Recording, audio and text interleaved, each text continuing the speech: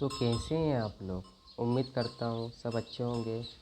देखो, आज का जो लेक्चर हमारा है वो आरसीसी या rain in for cement concrete, इसका एक और दूसरा नाम है डिज़ाइन ऑफ कंक्रीट स्ट्रक्चर।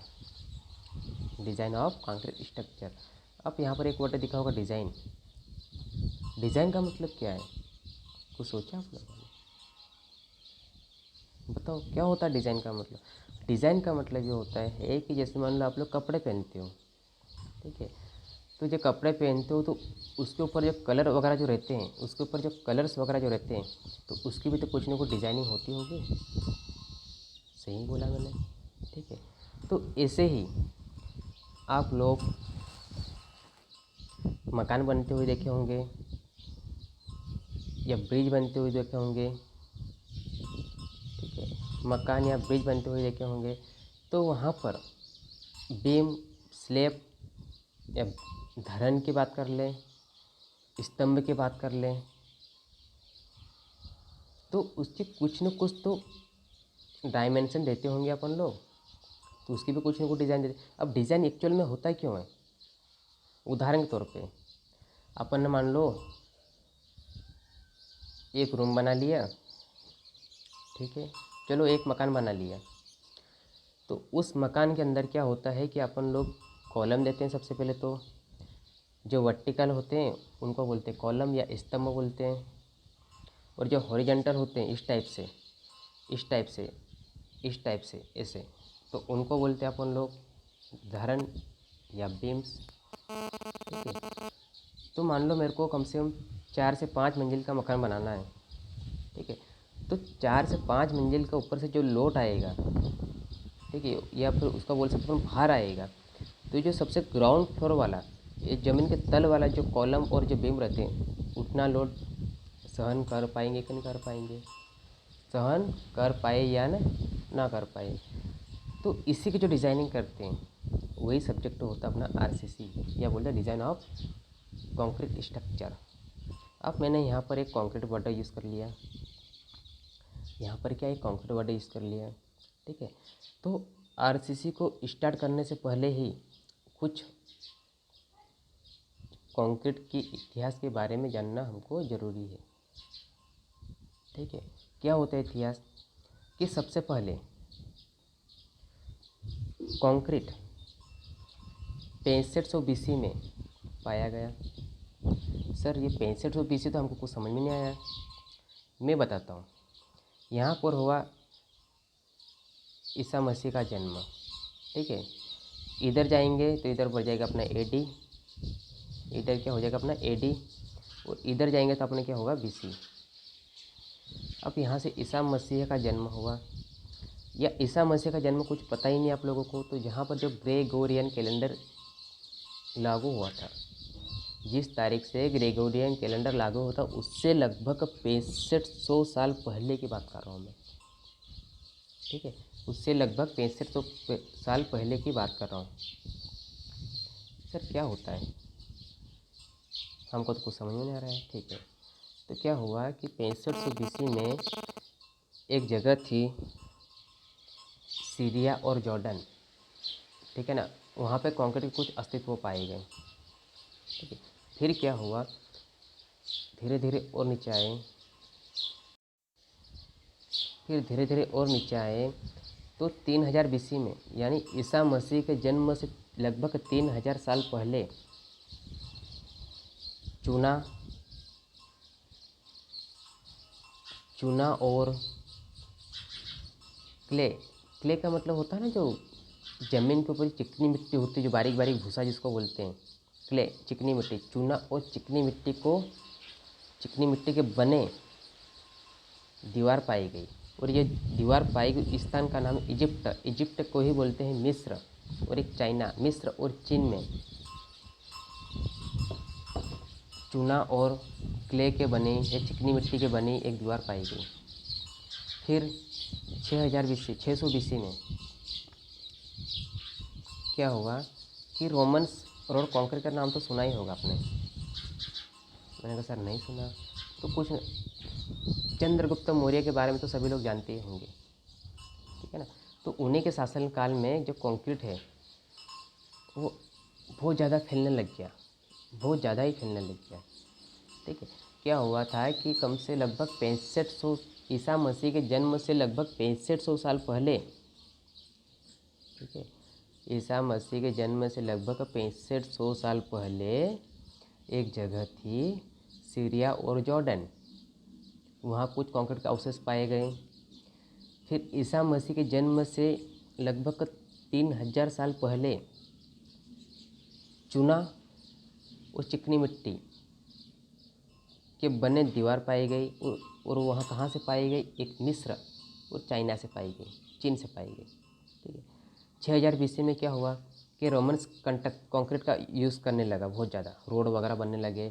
या जैसा पुराने ज़माने में कभी देखते होंगे राजा महाराजों के कई, जैसे मान लो आप जाते होंगे घूमने के हिसाब से, या उदाहरण के तौर पे जैसे मान लो आप कभी मांडू तो गए होंगे सभी लोग, तो वहाँ पर क्या होता है कि पत्थरों के रोड बने हुए हैं, तो उसके अंदर क्या मिट्टी या फिर कुछ भी जैसे भी लगा देते कि उसके ऊपर, लेकिन ये कभी सक्सेस नहीं हो, क्योंकि ऊपर से पानी जो गिरता है तो वहाँ से क्या पानी स्लोप के द्वारा बाहर नहीं हो पाता है, या ढलान के द्वारा पानी वहीं की वहीं जाने लगे, तो इसलिए वो रोड सक्सेसफुल नहीं हुए। फिर क्या हुआ कि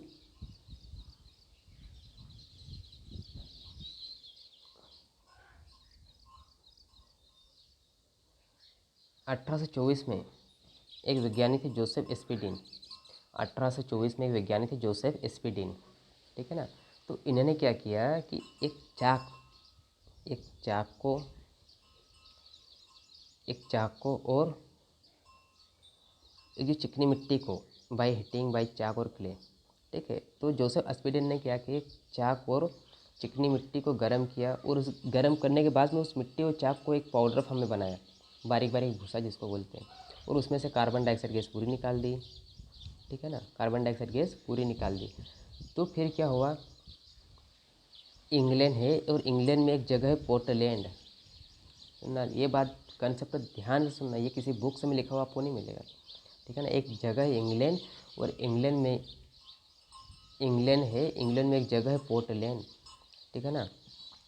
तो जोसेफ एस्पिडिन ने पाया कि जो पोर्टलैंड जगह है और वहाँ के जो पत्थरों का कलर है और चूना और क्ले मिट्टी का उसका पाउडर फॉर्म, उसका कलर सेम टू सेम पाया गया। उसका कलर कैसा पाया गया, अपने को पत्थर के समान पाया गया, पत्थर के समान पाया गया। इसीलिए पोर्टलैंड सीमेंट का ही उपयोग कर दिया, ठीक है ना, पोर्टलैंड सीमेंट ही बना दी, इसीलिए इसका नाम पड़ गया पोर्टलैंड सीमेंट, ठीक है ना। क्या हुआ कि अगर आपको क्वेश्चन बनता है यहाँ से कि पोर्टलैंड सीमेंट की खोजकर्ता का नाम बताइए, तो आंसर दोगे आप जोसेफ एस्पिडिन, ठीक है ना। क्वेश्चन यहाँ से इस टाइप से बनेगा कि जो पोर्टलैंड सीमेंट है वो किस चीज़ के नाम पर पड़ा, तो याद रखना पत्थर के जो भूसा उसके नाम पे पोर्टलैंड सीमेंट नाम पड़ा, ठीक है। फिर क्या हुआ, 1849 में जोसेफ मुरेन, है ना, जोसेफ मुरेन, तो उन्होंने क्या अस्तित्व को दुनिया भर में, जोसेफ मुरेन ने आरसीसी को दुनिया भर में अस्तित्व में ला दिया। मैंने कहा हाँ इसका यूज़ तो बहुत सही है, तो उसने दुनिया भर में फैला दिया। कौन, जोसेफ मुरेन ने 1849 में। फिर क्या हुआ, 1854 में आरसीसी का फर्स्ट मकान बनाया गया, ये फर्स्ट घर बनाया गया। 1854 में आरसीसी का प्रथम मकान बनाया गया। फिर 1890 में आरसीसी की बिल्डिंग, या जिसको बिल्डिंग किसको बोलते हैं कि जो 1 मंजिल 2 मंजिल 3 मंजिल 4 मंजिल, जिसको बिल्डिंग और पुले का निर्माण बनाया गया। 1890 में बिल्डिंग और ब्रिज का निर्माण हो गया, ठीक है। क्या हुआ था कि 1824 में जोसेफ एस्पिडिन ने एक चाक और चिकनी मिट्टी या क्ले को गर्म किया, और गर्म करने के बाद में उसको पाउडर फॉर्म बना कर उसमें कार्बन डाइऑक्साइड गैस रिमूव कर दी, और पाया गया कि उसका पाउडर का जो कलर है या रंग है वो इंग्लैंड में एक जगह पड़ती पोर्टलैंड, उसके समान मिलती, इसलिए उस सीमेंट का नाम ही रख दिया अपने को पोर्टलैंड सीमेंट। 49 में क्या जोसेफ मोरेन ने आरसीसी को दुनिया भर में अस्तित्व में ला दिया और यहीं से होती इसकी हिस्ट्री ख़त्म। ठीक है, और यहीं से होती इसकी हिस्ट्री ख़त्म। अब चलो कंक्रीट का नाम तो सुना हुआ। कंक्रीट क्या होता है कि सर जो सीमेंट कि सर जो सीमेंट कि सर जो सीमेंट कि सर जो सीमेंट एग्रीगेट और सैंड, यानी सीमेंट तो सभी लोग जानते होंगे। सीमेंट की खोज करने वाले वैज्ञानिक का नाम है जोसेफ अस्पिडिन। ठीक है, उसके बाद एग्रीगेट यानी जो गिट्टे होते हैं ना 40 mm के गिट्टे 40 mm के गिट्टे जिसको बोलते हैं, और एक सैंड का मतलब होता है रेत। इन तीनों का मिश्रण करके इसमें मिला दिया वाटर, इसमें मिला दिया पानी। ठीक है ना, लो भाई बन गया अपना कंक्रीट। अब इसको मिलाने के बाद में फिर क्या होता है कि, और ऐसा नहीं कि उसको मिला के नहीं छोड़ दिया, नहीं। अगर सीमेंट को अपन वॉल्यूम में लिए तो एग्रीगेट को वॉल्यूम में लेना पड़ेगा और सैंड को भी वॉल्यूम लेना पड़ेगा। यानी सीमेंट को अगर आयतन में लिए तो गिट्टी को भी आयतन में लेना पड़ेगा और रेत को भी आयतन में लेना पड़ेगा और पानी को भी आयतन में लेना पड़ेगा। ठीक है, अगर सीमेंट को अगर किलोग्राम में लिए, गिट्टी को भी किलोग्राम में लिए और सैंड को भी किलोग्राम में लिए, ठीक है, तो वाटर को भी किलोग्राम में ही लेना पड़ेगा। ठीक है ना, तो क्या होता है कि सबसे पहले तो कंक्रीट जो होता है एक कंपोजिट मटेरियल होता है। सर कंपोजिट का तो हमको कुछ समझ में नहीं आया, मैं बताता हूँ। कंपोजिट का मतलब ये होता है कि जो मटेरियल एक से ज़्यादा मटेरियल पदार्थों से मिलकर बनता है उसी को बोलते हैं कंपोजिट। ठीक है, कंक्रीट एक कंपोजिट मटेरियल होता है और जो कंस्ट्रक्शन में यूज़ होता है। जैसे मान लो कंस्ट्रक्शन वर्ड यहाँ पर बोल दिया मैंने, कंस्ट्रक्शन क्यों बोला अपन ने कि जैसे आप साइट वगैरह पे जाते हो तो वहाँ पर यूज़ करना तो आपने सीखा ही होगा या कहीं ना कहीं मकान बनते देखा ही होंगे। तो जो कंक्रीट होता है कंपोजिट मटेरियल, कंपोजिट क्यों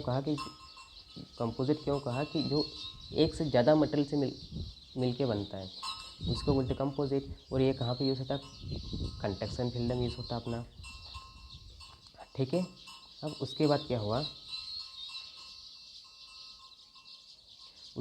हुआ कि जो कंक्रीट है वो दुनिया भर में सबसे ज़्यादा उपयोग में आने वाली,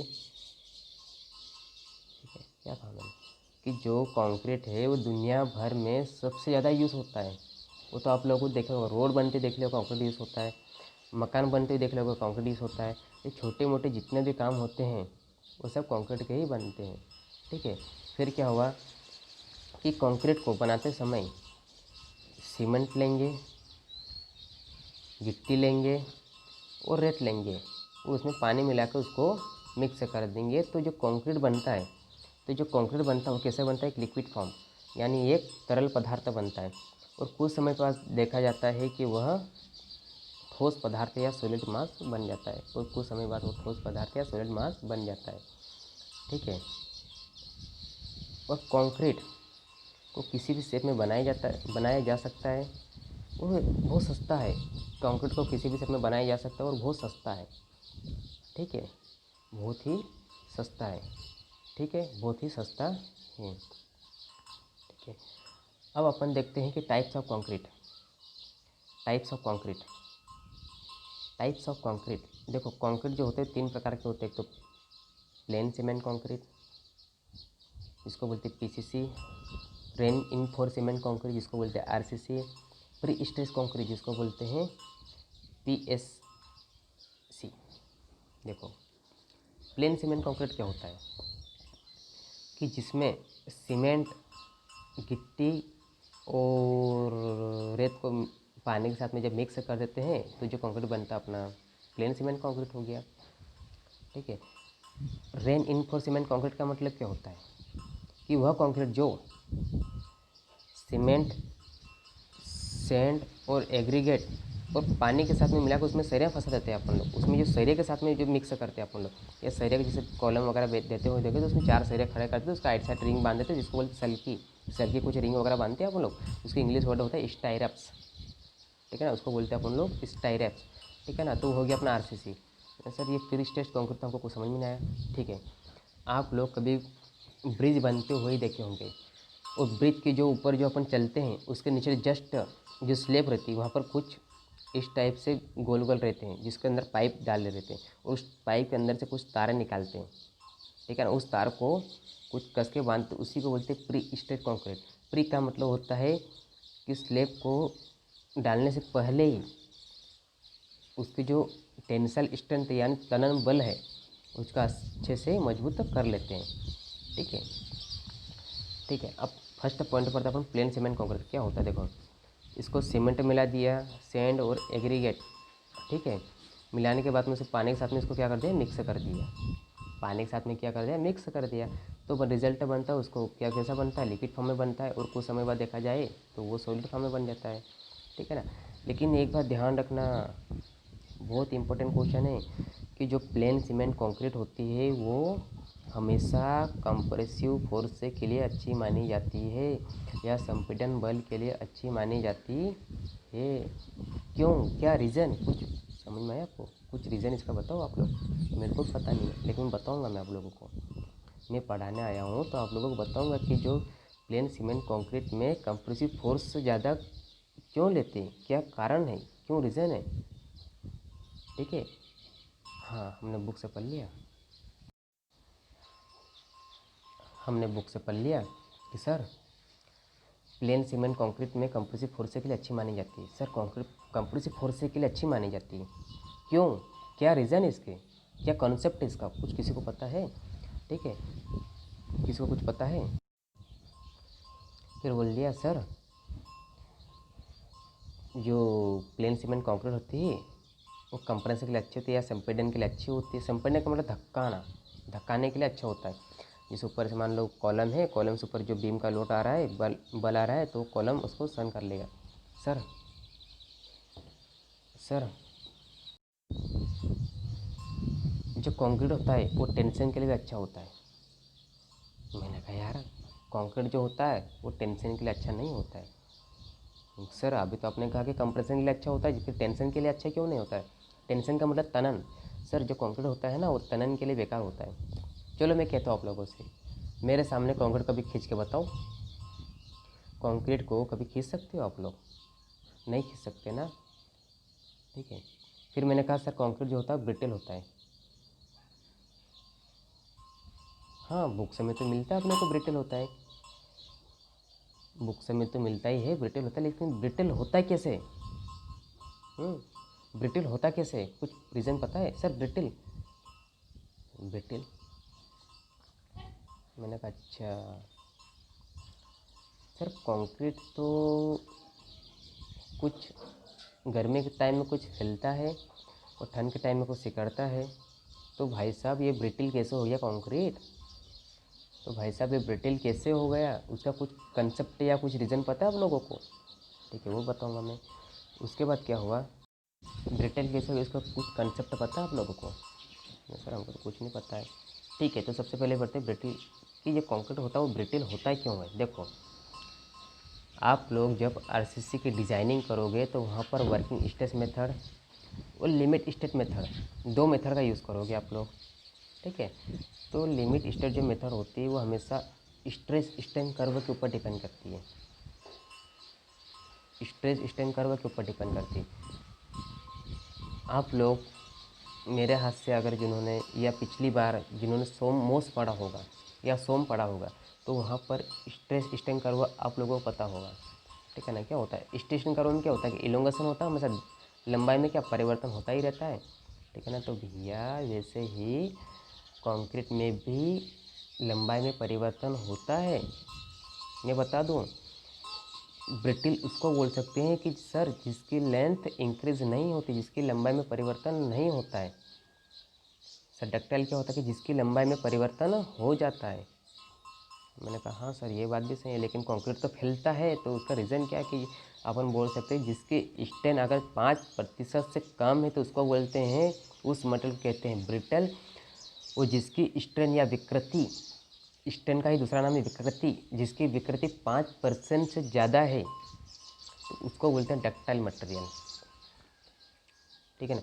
दुनिया भर में ऐसी कोई सी भी वस्तु जिसकी विकृति 5% से कम है तो सारा मटेरियल कहलाएगा ब्रिटिल, और जिसकी विकृति 5% से ज़्यादा है तो वह कहलाएगा अपना डक्टाइल मटेरियल, और जिसकी विकृति 5% भी है तो वो कहलाएगा ब्रिटिल। ठीक है, मैंने कहा हाँ सर।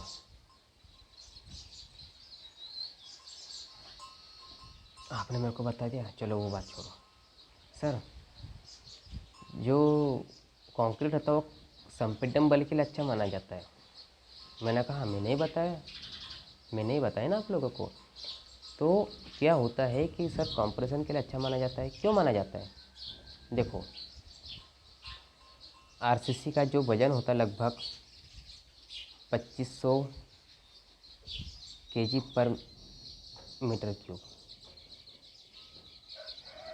ठीक है, जो आरसीसी का जो वज़न होता है लगभग का वेट होता है वो लगभग होता है 2500 kg पर मीटर क्यूब।